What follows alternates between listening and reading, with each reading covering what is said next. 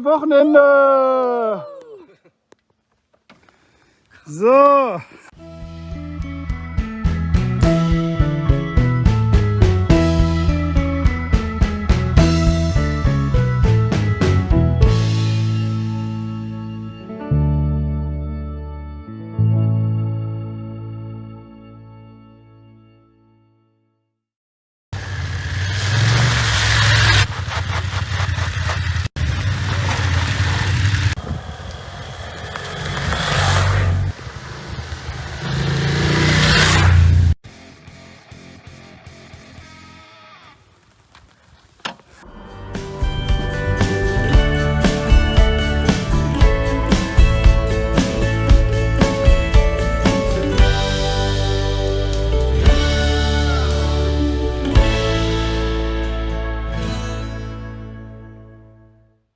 Guten Morgen Enduro Action Team, guten Morgen Lossertal. Auf geht's zu unserem Eintages-Enduro-Training mit unserem kompetenten, sehr erfahrenen, fürsorglichen, immer gute Laune habenden Instruktor Klaus bei schönstem Sommerwetter und schönstem Sonnenschein zum Enduropark Meltewitz, der sich auf einem 80 Hektar großen Terrain befindet, mit den unterschiedlichsten Untergründen, mit engen Passagen, mit großen Schotter, kleinem Schotter, tiefem Schotter, Pfützen, Waldpassagen und einer super tollen Strecke.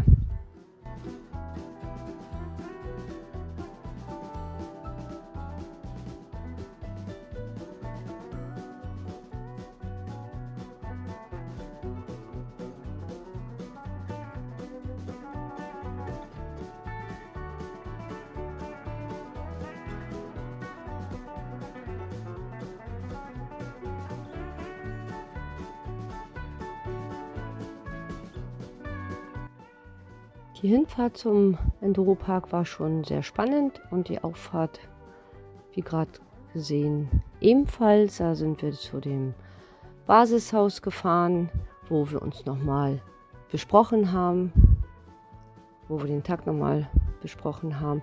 Und der gute Klaus, der ist dann auch noch in dieses Häuschen da reingefahren, wo schon Bänke und Tische stehen. Da ist ja bloß dieser schmale Eingang, das sieht man ja. Und da ist er dann tatsächlich, schwupps, war er da drinnen.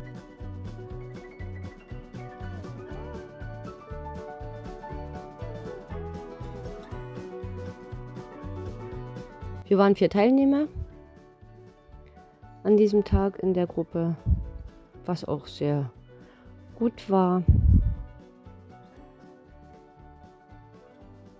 Mein Thermometer zeigte 37,5. Zwischendurch nach dem Mittag waren es nachher bei 39 Grad.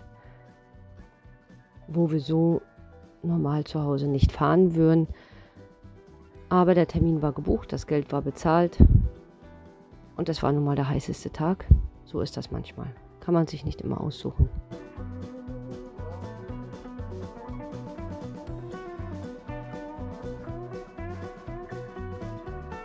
Ich bin mit meiner eigenen Maschine gefahren, mit meiner F700 GS. Der Thomas hatte eine Leihmaschine bekommen vom Team.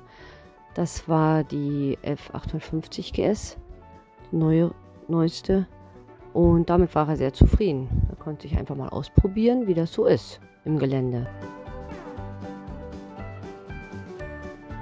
An der Kameraeinstellung sieht man, wie holperig, wie schotterig das ganze Gelände ist.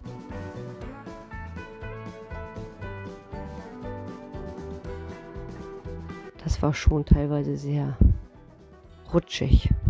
Dadurch, dass wir das ja auch das allererste Mal gemacht haben und das sonst so auch nicht fahren zu Hause. Aber zum Üben, zum Trainieren richtig, richtig gut.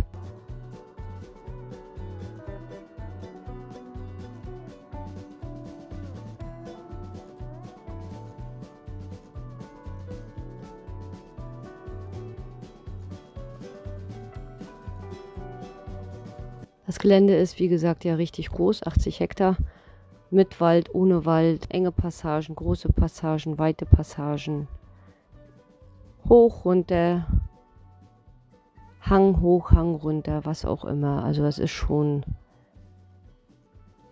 sehr spektakulär, dort mal so einen Tag zu verbringen.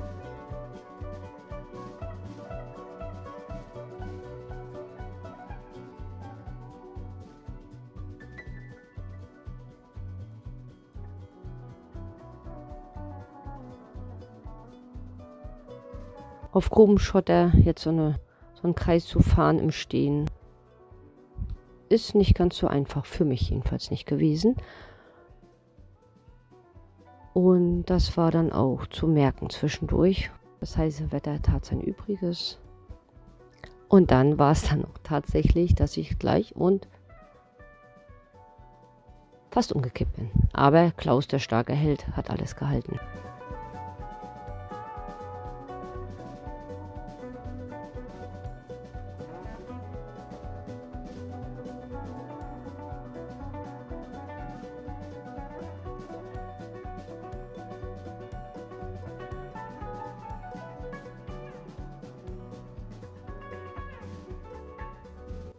Dann kam es dazu, dass spontan abgesperrt wurde, wo wir eigentlich den Hang runterfahren wollten, weil am nächsten Tag Kindertraining oder Kinderrennen gewesen ist.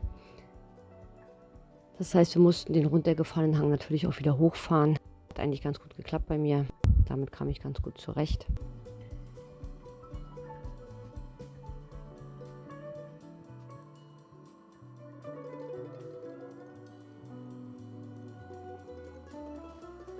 Reifen, der jetzt an meiner Scheibe liegt, den ihr da so seht, den habe ich leider beim Fahren in dem Moment überhaupt nicht gesehen gehabt und bin da volles Rohr rübermaracht. Habe mich noch gewundert, was das denn war. Später auf der Kamera habe ich dann gesehen, woran es lag.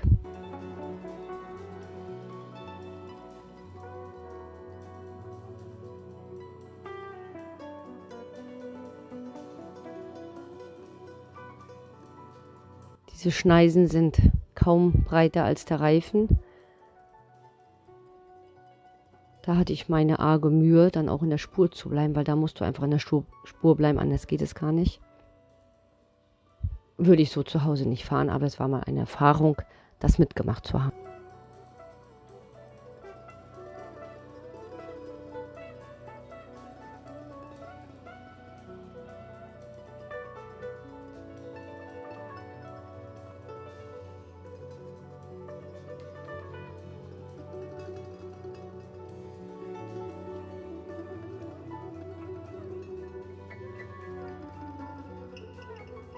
Mittagspause am Hotel zu den Schildbürgen, da wo wir auch genächtigt haben, die Tage, wo wir da waren, in der Zeit gegenüber, wo wir jetzt rauffahren, ist halt das Areal vom Enduro Action Team, das haben die dort gepachtet. Wir haben im Hotel übernachtet, das ist sehr zu empfehlen, also mega nett, der Chef, die Leute, die dort arbeiten, also es hat uns mega gut dort gefallen und wir werden sicherlich nicht das letzte Mal dort gewesen sein.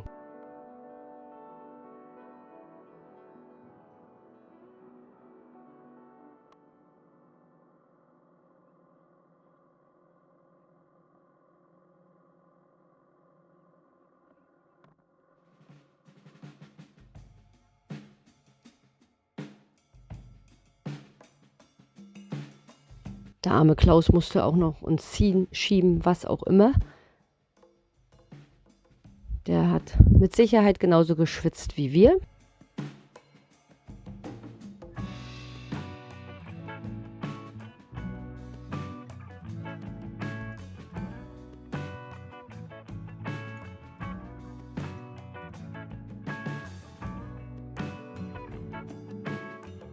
Und mit vereinten Kräften haben wir es dann doch alle noch geschafft, aufs Bild zu kommen. Zum Fotoshooting, weil Bild- und Tonmaterial ist inklusive. Nein, ich darf nicht langsamer fahren. Ja, ich darf auch aus der Komfortzone rauskommen. Also Klaus hat es schon sehr gut verstanden, uns immer wieder zu motivieren. Ja, und dann war es passiert. Alle weg, ich war letzter, keiner mehr da. Ansage war ja, warten dann an einer Kreuzung, habe ich auch brav gemacht. Klaus holte mich ab. Das sollte nicht das letzte Mal gewesen sein, dass ich den Anschluss verpasst habe. Aber so ist das.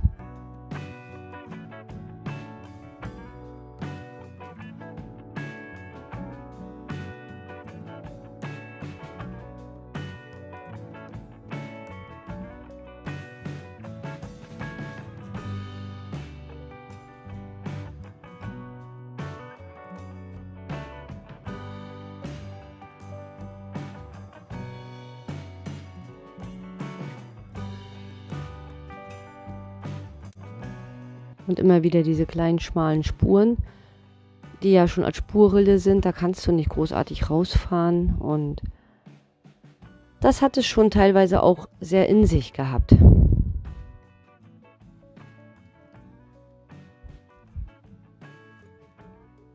Und leider ist das immer nicht so gut in der Kamera so zu sehen oder mit der Kamera, wie es dann tatsächlich ist. Auch wie eng das dann teilweise ist. Aber es hat trotz alledem einen mega, mega Spaß gemacht.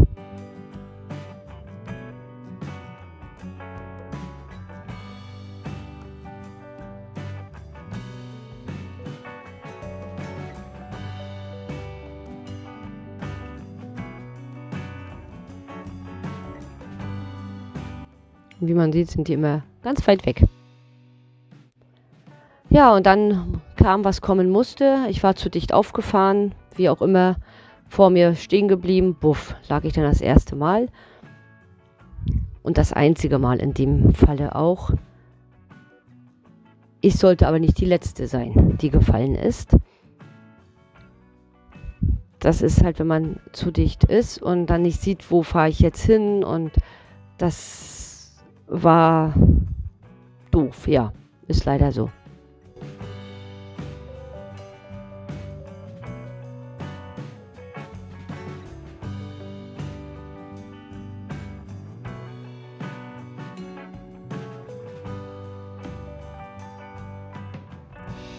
Das war noch die größte Pfütze. Ja, und die beiden vor mir irgendwie, keine Ahnung, wo lang gefahren. Auf jeden Fall kamen sie mit einer mal von rechts. Wie gut, dass ich sie wiedergefunden habe. Sonst hätte es schlecht um mich ausgesehen. Tiefster Schotter, berghoch. Also das war schon eine ziemliche Herausforderung. Oben angekommen hörte ich es hinter mir nur Hupen. Bin dann auch angehalten. Julia hinter mir hat das auch zu spät gesehen, wie ich vorher auch. Ist dann hinter mir umgekippt und hupenderweise war das der Thomas, der da im tiefsten Schotter dann auch umgekippt war. So erging es uns halt leider. Und Session die zweite, alle weg. Bernd von der zweiten Gruppe hat uns dann aufgesammelt und mitgenommen zum Klaus. Hat seine Mannschaft den Berg links hochgeschickt und hat uns dann bei Klaus wieder abgeliefert. Also das funktioniert da schon, wenn da mehrere Gruppen unterwegs sind. Da wirst du nie nicht irgendwie allein gelassen. Wichtig ist halt immer dann an der Gabelung, an der Kreuzung stehen zu bleiben, abzuwarten. Irgendwann kommt schon jemand und holt dich da. Von daher war ich beim zweiten Mal etwas entspannter.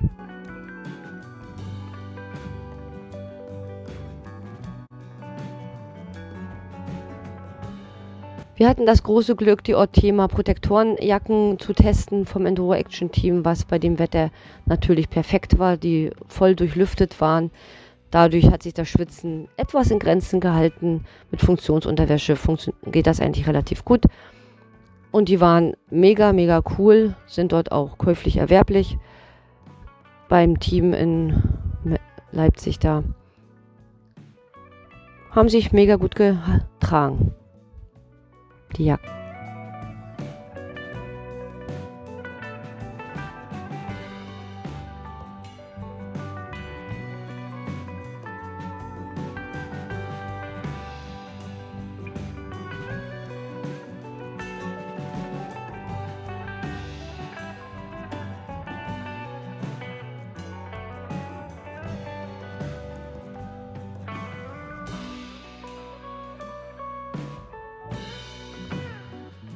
Und zum Abschluss nochmal Kamerawechsel, jetzt auf Helm, vorher am Lenker über USB. Dadurch konnte ich sie länger laufen lassen. Jetzt habe ich auf Helm gewechselt für die Rücktour, weil sonst hätte ich zwischendurch immer zu Akku wechseln müssen und darauf habe ich keine Lust gehabt.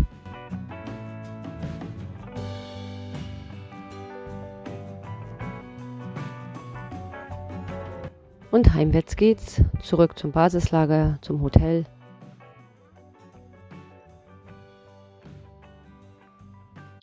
Angekommen, ich fahre dann nach hinten auf den Parkplatz.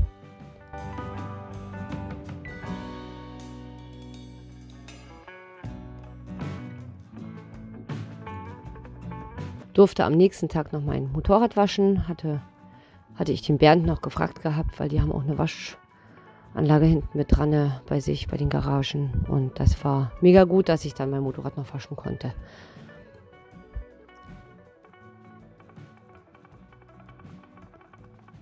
Ja, somit ging ein richtig, richtig schöner Tag für uns beide zu Ende. Das war sicherlich auch nicht das letzte Mal. Wir werden sicher wiederkommen und nochmal so ein Training machen, weil es einfach cool war und es macht einen einfach auch sicherer und stabiler im Fahren.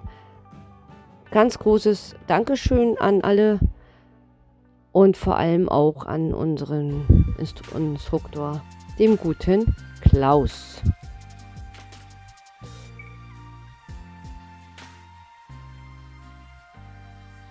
Danke, Klaus und Enduro Action Team.